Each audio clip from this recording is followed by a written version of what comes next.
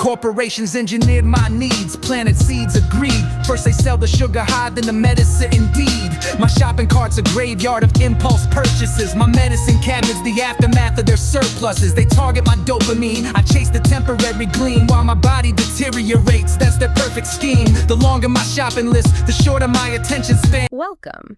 We're diving into an interesting presentation today from Boss Sill's Knowledge Bunker. Their theme, it's giving IT back, specifically focusing on DNS configuration, VNet peering, and VPN gateways. These components are really the backbone of connectivity and security in Azure. Yeah, absolutely. These are foundational concepts. I mean, whether you're managing Azure infrastructure or just curious about how cloud connectivity works. Right. And we're going to really dig into a presentation you sent over, which looks like it goes pretty deep into these topics. It does, yeah. Hopefully we can break it down in a way that makes sense, beyond just the definitions. Absolutely. All right, so let's jump right into it. The first slide 1, Azure networking, DNS, VNet peering, and VPN gateways. This kind of sets the stage, right? It's like a high-level overview of the three areas we're going to explore. Yeah, exactly. DNS, VNet peering, and VPN gateways each plays a crucial role in ensuring secure and efficient network connectivity in Azure. Okay, so let's start with DNS, slide 2. DNS records for Azure VMs. In simple terms, what are DNS records and why are they so important, especially when we're talking about virtual machines? Well, think of DNS as like a phone book for the internet. It translates those human-readable domain names like myamazing-vm.contoso.com into IP addresses that computers understand. So instead of remembering a string of numbers, we can just use names. Much easier. Exactly. And this slide focuses on two key types of records, A records and CNAME records.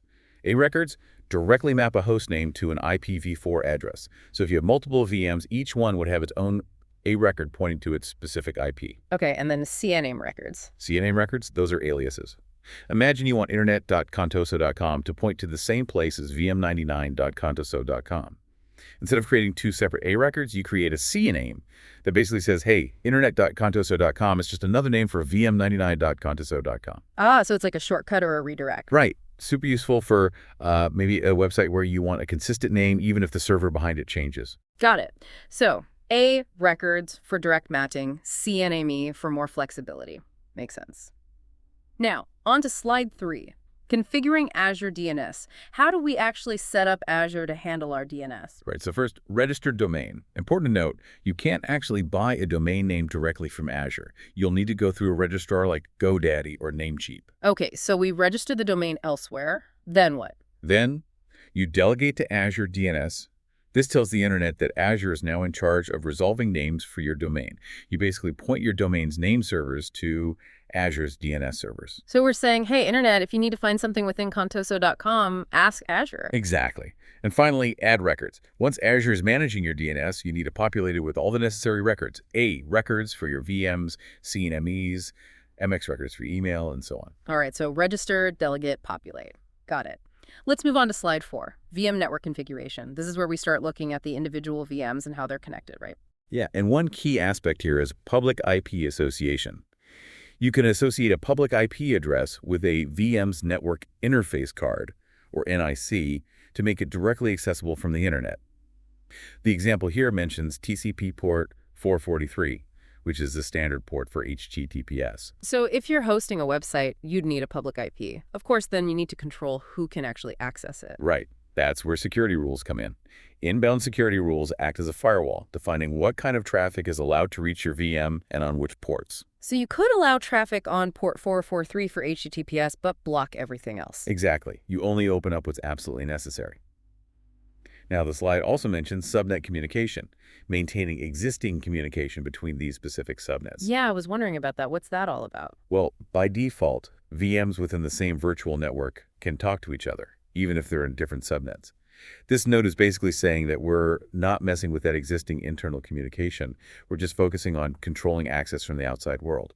Okay, so internal communication is open, and we're layering security on top for external access. Makes sense.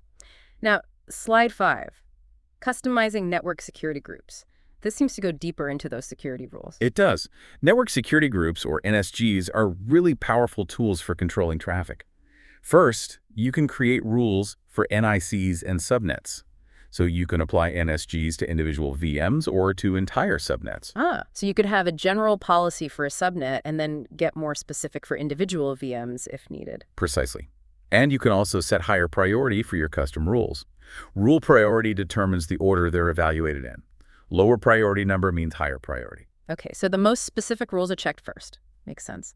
And then there's this note about maintaining default rules. Right. Azure has default rules that you can't delete. They provide a basic level of connectivity, but you can override them with higher priority custom rules. So the defaults give you a starting point, but you have full control to customize it to your needs. Okay, now let's shift gears to slide 6. VNet peering concepts. We're talking about connecting entire virtual networks now. Yes, VNet peering is a great way to connect VNets seamlessly. And there are two types: regional peering for VNets in the same Azure region, and global peering for VNets in different regions. So if you have resources spread across multiple VNets, peering lets them talk to each other directly. Right.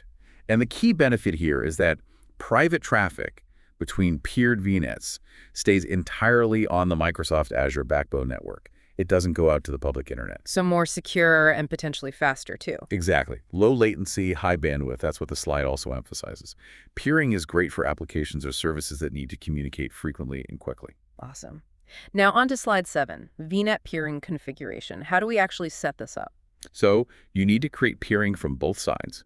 You create a peering from VNet A to VNet B, and then you have to create a peering from VNet B back to VNet A. It's like a two-way handshake. Got it. So both VNets need to initiate the connection. What about these configure options? Yeah, allow forwarded traffic and gateway transit. These are for more advanced scenarios. Allow forwarded traffic lets you route traffic through network virtual appliances, like firewalls, in one VNet. So you can maintain security even with peering. Right, and gateway transit lets a VNet without its own VPN gateway use the gateway of a peered VNet. Interesting. So you could centralize your VPN connectivity, and then, of course, you need to check status to make sure the peering is actually connected. Exactly. All right, moving on to connecting Azure to the outside world. Slide 8.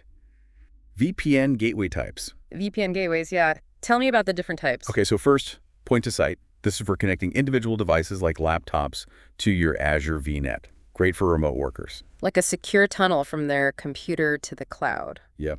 Then there's network to network.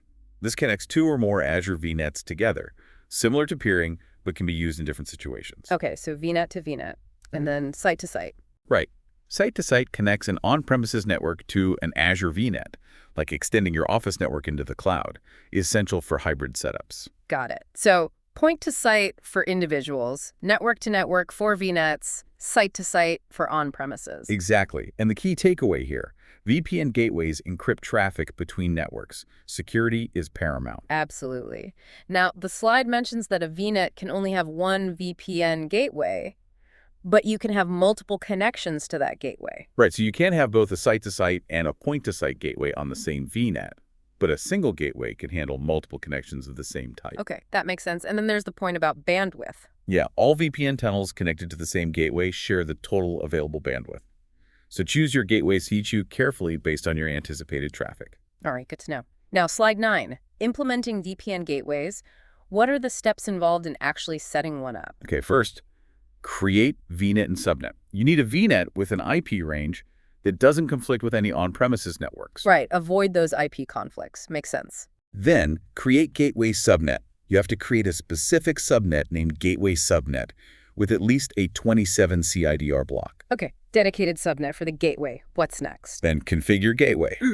You choose your gateway type, VPN type, route-based or policy-based, and the appropriate SKU. So defining the type of connection, how traffic is routed, and the performance level. Exactly. And finally, be patient. Deployment time for a gateway can take up to 45 minutes, sometimes even longer. It's not a quick process. All right, so plan accordingly. Well, that was a deep dive indeed. We covered a lot of ground. DNS configuration, VNet peering, and VPN gateways. We did, yeah. From making sure your resources are easily accessible by name, to connecting VNets securely, to establishing hybrid connections with the outside world. Essential stuff for building anything robust and secure in Azure. So for our listeners out there, take a moment to think about this. What connectivity challenges are you facing in your own Azure environment?